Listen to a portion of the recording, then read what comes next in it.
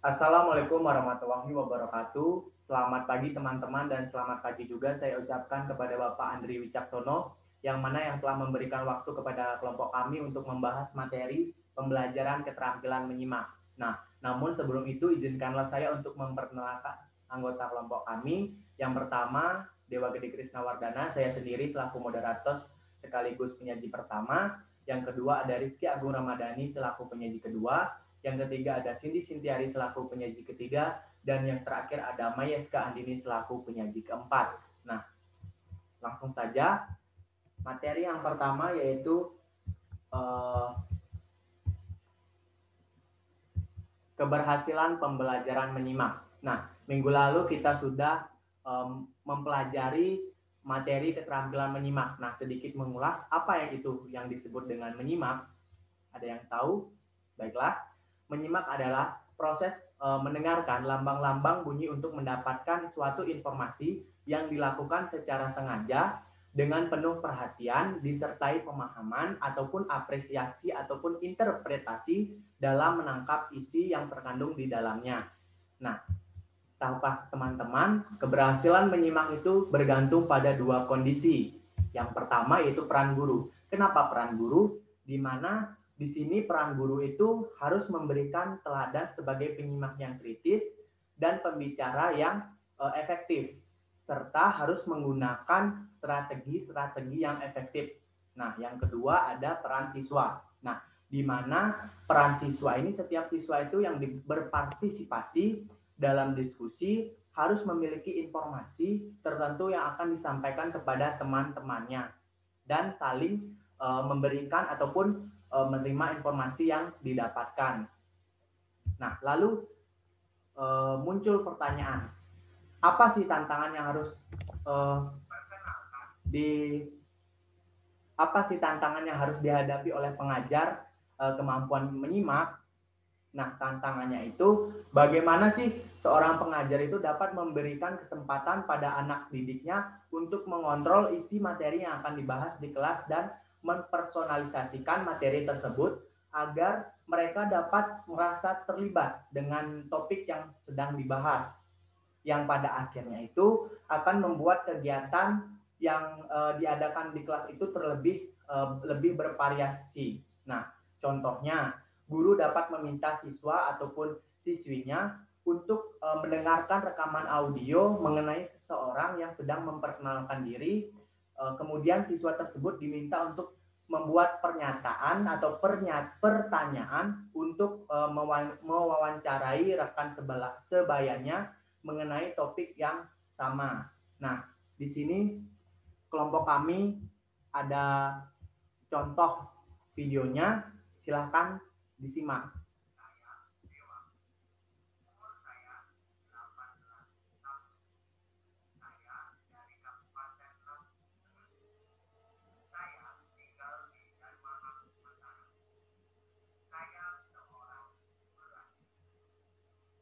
Sekali lagi disimak dengan baik-baik ya.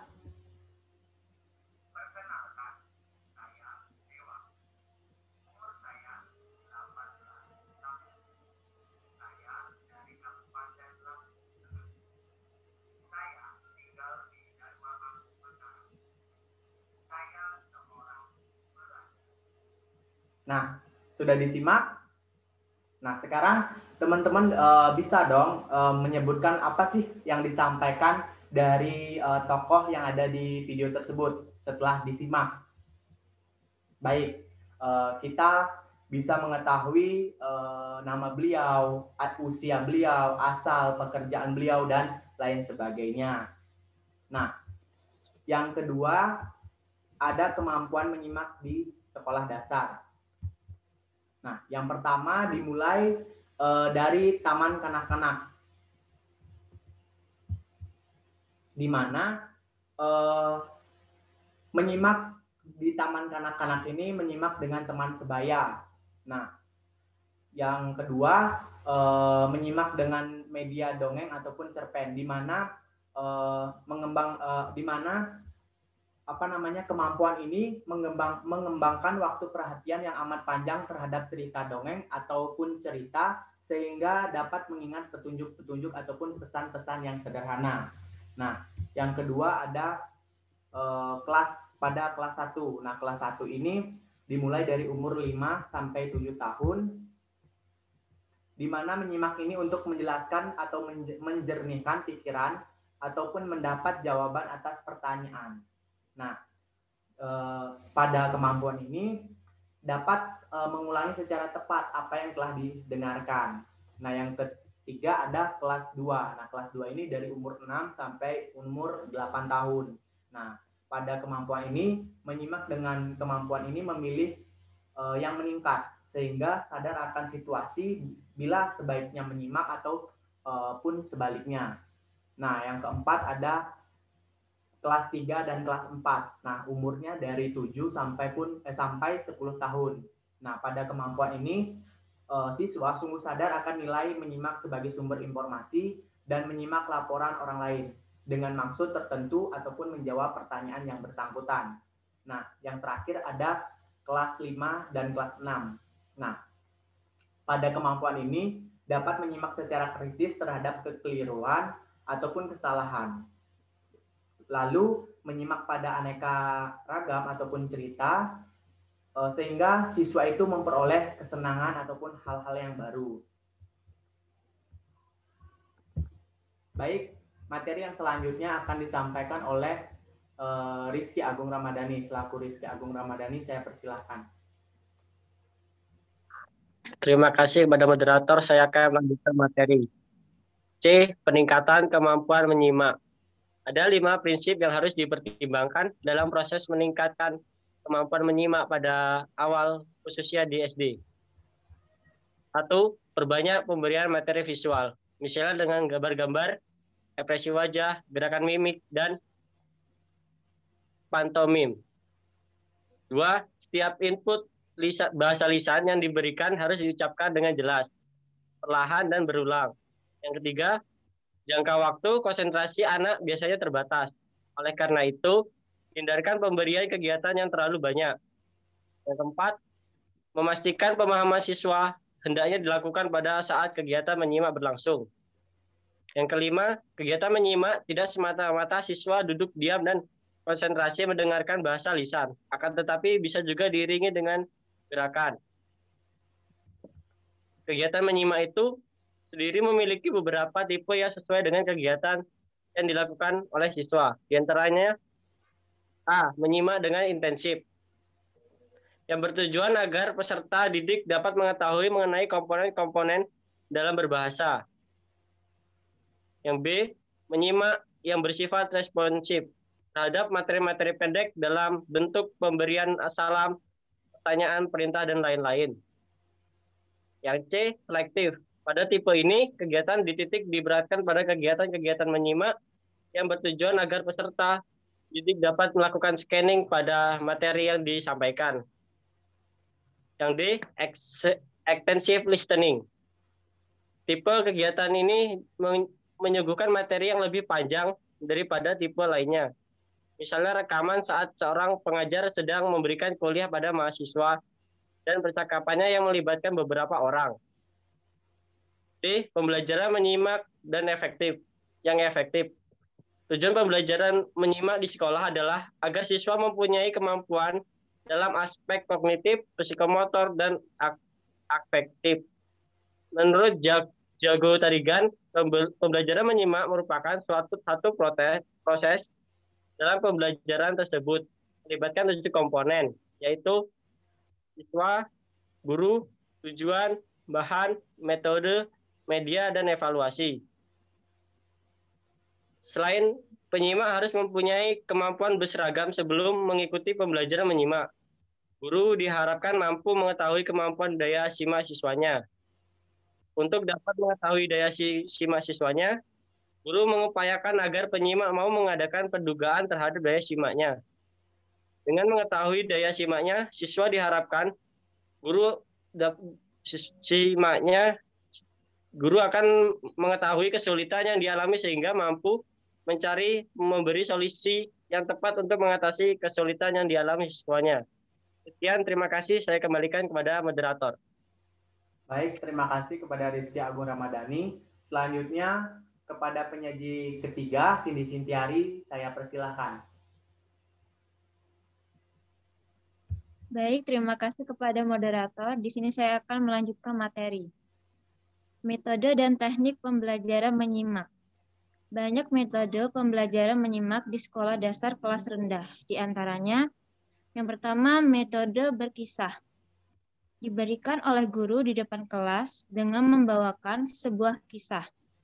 Dongeng dan fabel dapat dijadikan bahan ajar dalam pembelajaran dengan metode berkisah.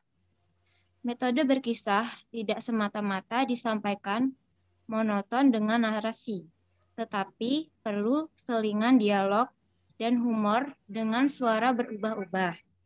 Yang kedua, metode pembacaan. Pembacaan yang menarik dicontohkan oleh guru di depan kelas dapat mengundang perhatian siswa untuk ikut terlibat dan berempati dalam suasana karya sastra yang dibacanya. Siswa kelas 1-3 sekolah dasar dapat dengan cepat menangkap irama puisi atau cerita pendek yang dibacakan oleh gurunya tanpa menghiraukan maknanya. Yang ketiga, metode tanya-jawab. Pertanyaan diberikan guru kepada siswa setelah siswa itu mendengarkan cerita guru atau menonton pertunjukan pentas seni karya sastra.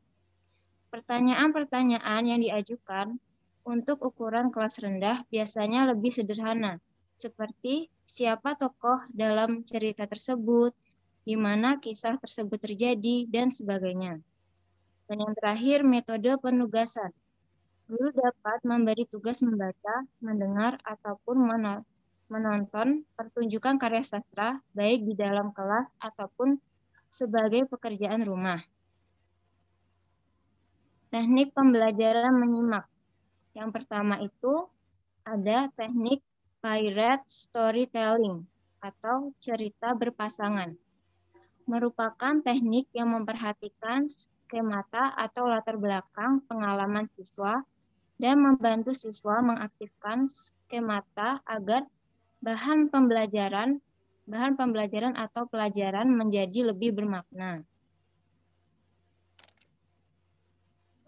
Yang kedua ada teknik ulang ucap atau menirukan. Teknik ini biasanya digunakan guru pada siswa yang belajar bahasa permulaan, baik belajar bahasa ibu maupun bahasa asing.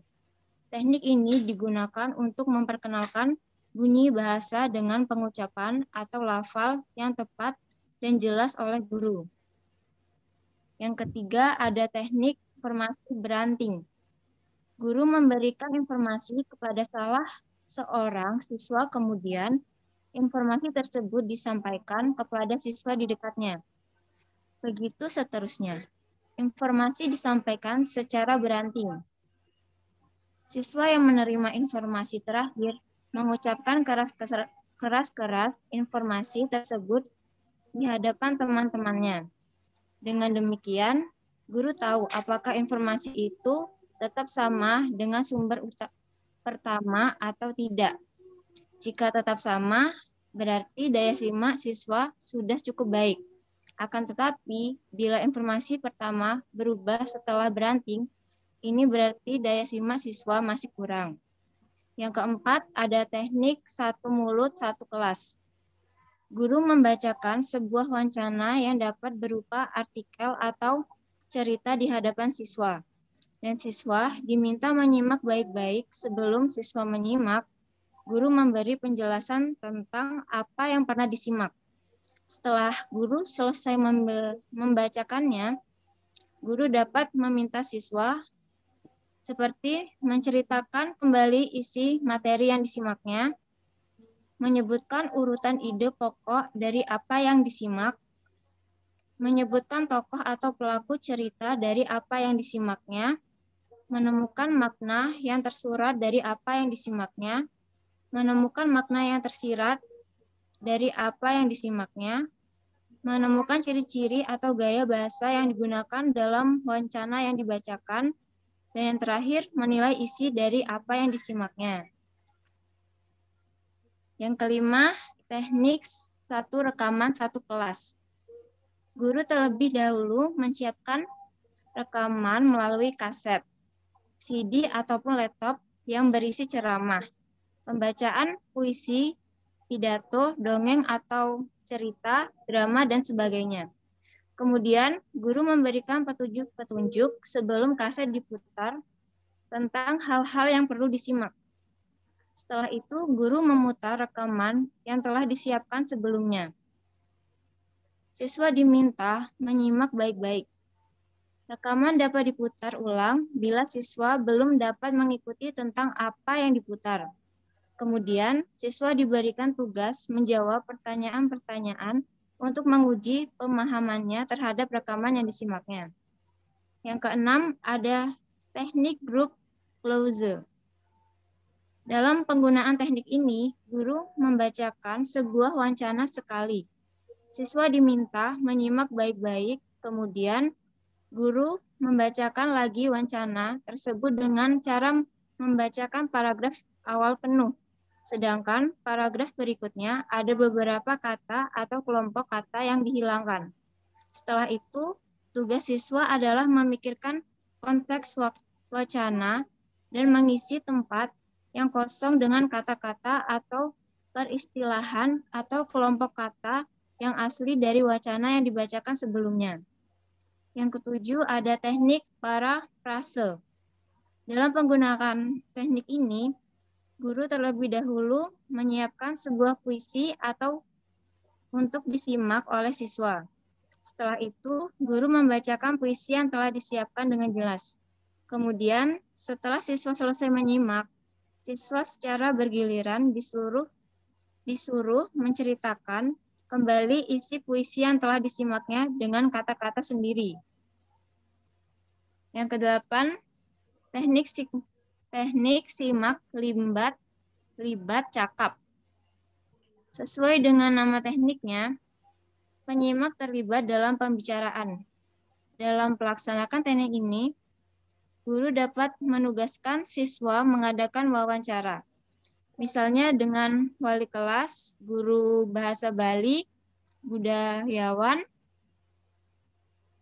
Sebelum mengadakan wawancara, siswa diminta menyiapkan apa yang perlu ditanyakan kepada orang yang diwawancarai. Tugas selanjutnya, siswa menyusun hasil wawancara yang kemudian diserahkan kepada guru untuk diteliti. Dan yang terakhir ada teknik simak bebas, libat cakap. Teknik ini senada dengan teknik simak, lebih cakap yang mementingkan keterlibatan penyimak dalam pembicaraan. Penyimak di sini hanya berlaku sebagai pemerhati yang baik, yang penuh minat, tekun menyimak apa yang disampaikan oleh pembicara, sehingga penyimak dapat memahami isi pembicaraan, tujuan pembicaraan, menganalisis apa yang dibicarakan serta akhirnya menilai isi pembicaraan. Baik, saya kembalikan kepada moderator. Baik, terima kasih kepada Cindy Sintiari. Pemateri selanjutnya saya persilakan kepada Maeska Andini untuk memaparkan materinya. Terima kasih kepada moderator. Di sini saya akan menjelaskan tentang penilaian dalam pembelajaran menyimak. Penilaian keterampilan menyimak dilakukan lewat penilaian proses dan penilaian hasil. Penilaian hasil hanya merujuk pada hasil simakan siswa yang berupa respon atau jawaban-jawaban terhadap pertanyaan. Sedangkan penilaian pada proses dilakukan dengan menggunakan model instrumen penilaian yang dirancang oleh guru. Nugiantoro juga menyebutkan ada 4 tingkatan tes. Kemampuan menyimak meliputi tingkat ingatan, tingkat pemahaman, tingkat penerapan, dan tingkat analisis. Yang pertama, tes kemampuan menyimak tingkatan ingatan. Tes kemampuan menyimak pada tingkatan ini hanya menuntut siswa untuk mengingat fakta yang telah diperdengarkan. Kedua, tes kemampuan menyimak tingkat pemahaman. Pada tingkat pemahaman menuntut siswa untuk dapat memahami wacana yang diperdengarkan. Ketiga, tes kemampuan menyimak pada tingkatan penerapan. Tes pada tingkat ini dimaksudkan untuk mengungkapkan kemampuan siswa menerapkan konsep pada situasi yang baru. Keempat, tes kemampuan menyimak tingkat analisis. Pada kemampuan tingkat ini bertujuan untuk memahami informasi dalam wacana yang akan diteskan dengan cara menganalisis. Aspek-aspek penilaian ditentukan berdasarkan indikator pencapaian hasil pelajar. Penilaian proses dapat dilakukan dengan menggunakan model instrumen yang dirancang oleh guru. Terima kasih, sekian. Baik, itu tadi materi dari kami. Bila ada salah kata, saya mohon maaf. Dan saya akhiri. Wassalamualaikum warahmatullahi wabarakatuh. Selamat siang.